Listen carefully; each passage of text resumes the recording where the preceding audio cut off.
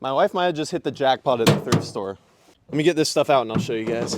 We got a side table, a desk, but I think we're actually gonna use this as an entryway table, and a dresser that all match. Only issue is we don't like the orange wood, so I'm gonna have to sand down all of this. We already ran into our first problem because I wanted to sand this down to make it just the natural wood. We didn't realize when we bought it that it's just a wood veneer, so I don't know if you can see this is just particle board in here, so we're not gonna be able to sand this all the way down. Luckily, we can still try to get rid of the orange by doing a whitewash on it, but I've never done that before, so we're gonna start with this end table. Because if I mess this up, at least it's just the smallest piece, because we actually wanna keep the dresser in this.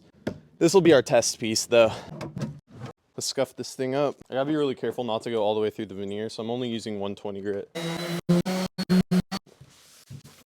I kind of went too far down in those areas. Really just trying to get the shiny part off. I'm hoping that we won't be able to see these lighter spots once it's paint washed, but I'm not sure. I'm gonna go ahead and sand the rest of this down. Now the hard part's gonna be the doors. These are just kind of detailed, so it's gonna be annoying to sand in the middle of this. I'll have to do it by hand. All right, here's how it looks now that it's all scuffed up. I'm hopeful this will turn out good. I've never done a paint wash though, so we're gonna see if I have any paint that'll work for this. After 5 minutes of watching people do this on YouTube, I think I'm qualified to teach you guys how to do it now. 1 part paint to 1 part water.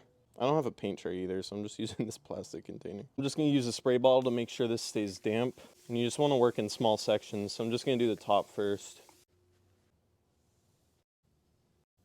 We're gonna let that sit for a minute. I'm gonna try wiping it off and see what we got.